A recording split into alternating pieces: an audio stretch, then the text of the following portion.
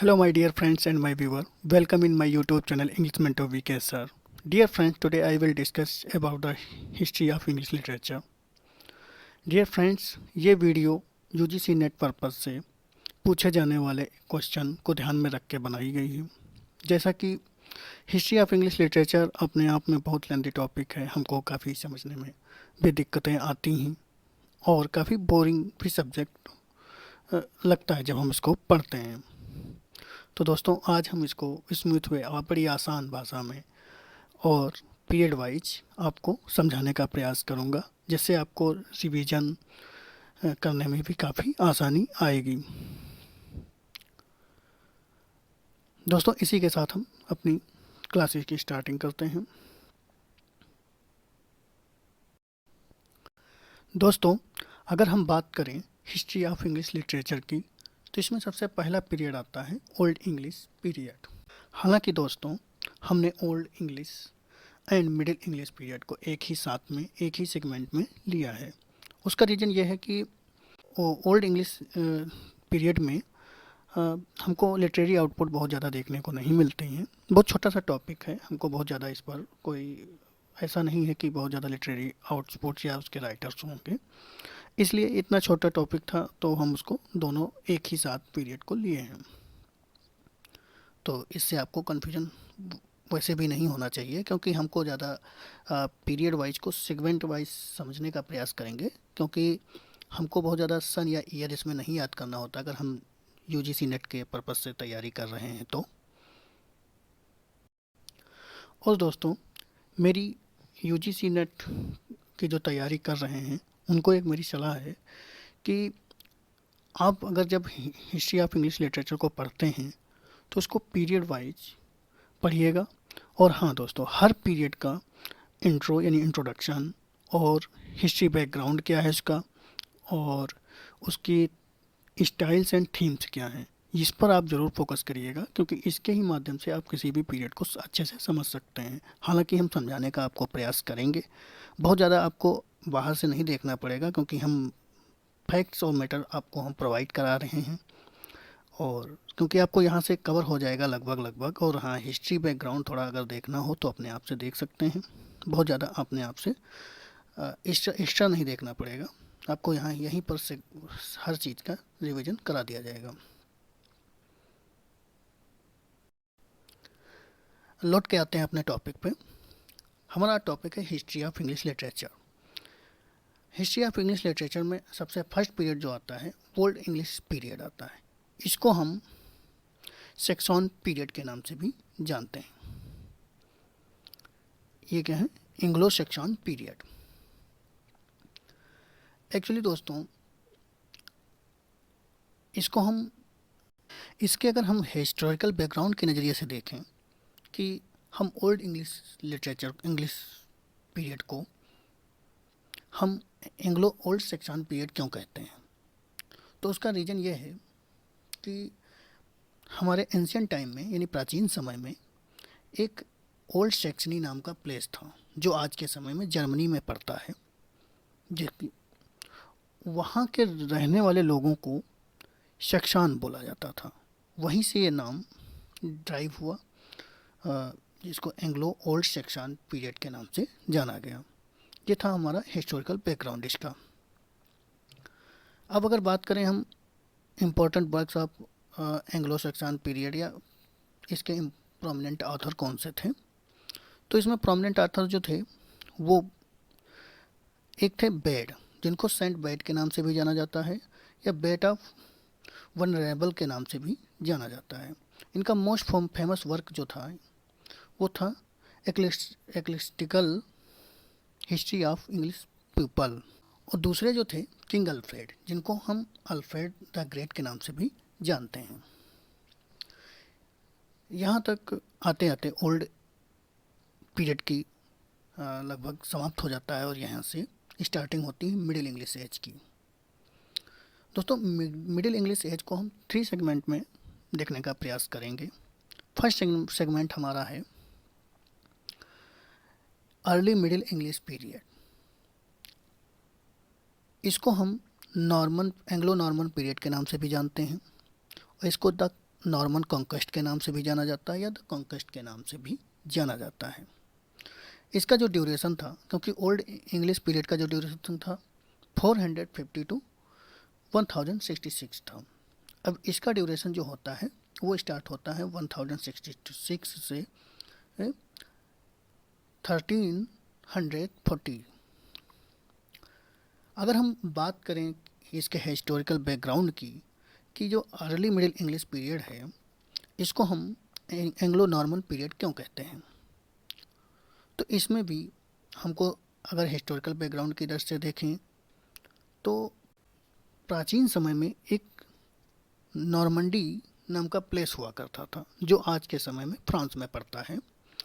वहाँ के रहने वाले लोगों को नॉर्मन बोला जाता था।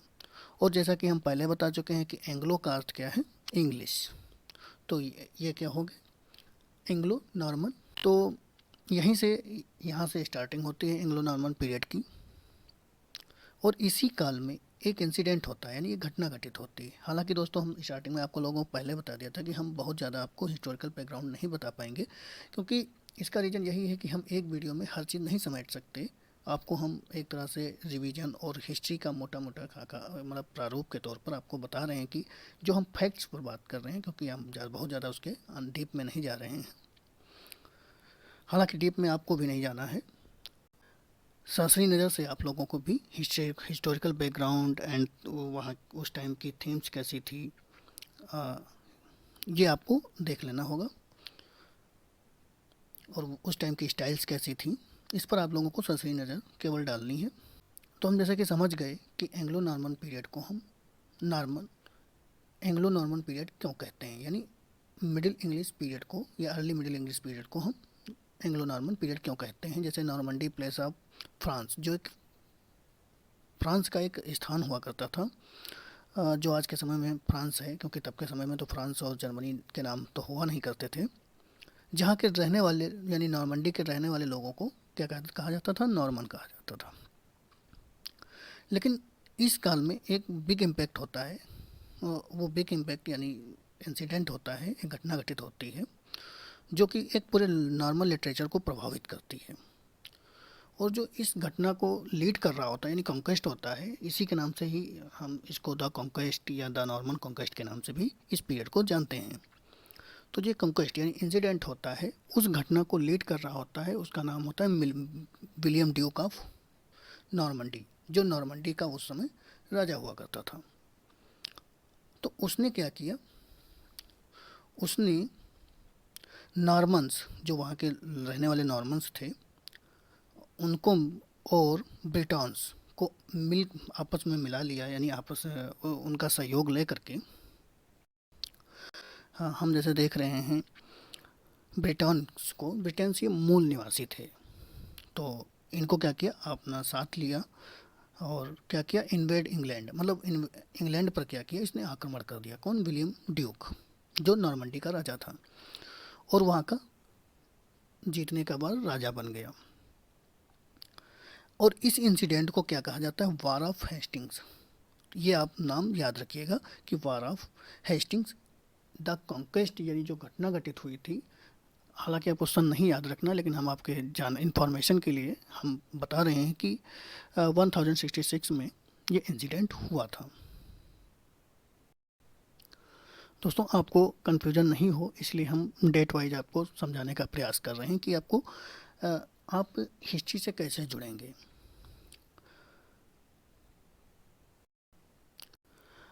आप सन या ईयर इतना नहीं ध्यान रख पाते तो बहुत ज़्यादा नहीं, लेकिन हाँ इतना ज़रूर याद रखिएगा कि कौन सा पीरियड कब तक रहा है, लगभग इतना ज़रूर याद रखिए, जिससे कि आपको फैक्ट्स तैयार करने में कोई दिक्कत ना आए। बाकी आप फैक्ट्स एंड मैटर जो है आपके सामने, इस पर ज़्यादा थोड़ा सा ध्यान दीजिएगा। ये वार ऑफ हेस्टिंग्स के बाद ये पीरियड लगभग समाप्त हो जाता है और यहाँ से शुरू होता है एज ऑफ चौसर। ये क्या है, सेकेंड फेज ऑफ मिडिल है, यानी मिडिल का जो हम बोले थे ना कि हम 3 सेगमेंट में देखेंगे मिडिल एज को। जो फर्स्ट मिडिल था वो था अर्ली मिडिल, और ये था सेकेंड मिडिल, जो यानी सेकेंड फेज है मिडिल एज का, जिसको एज ऑफ चौसर के नाम से भी जाना जाता है। एज ऑफ चौसर की अगर ड्यूरेशन की बात करें तो ये 1340 टू 1400 लगभग 1400 रहा है।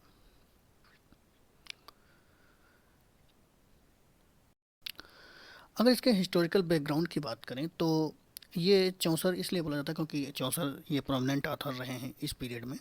क्योंकि जिस नाम से, अगर आप समझ लीजिएगा एक चीज़ है कि जिस नाम से पीरियड का नाम पूछा जाए, कि जैसे कोई फेमस राइटर उस टाइम का जो रहा होगा उसके नाम से अगर कोई पीरियड आता है तो आप समझ लीजिएगा कि वो प्रोमिनेंट ऑथर है उस पीरियड का।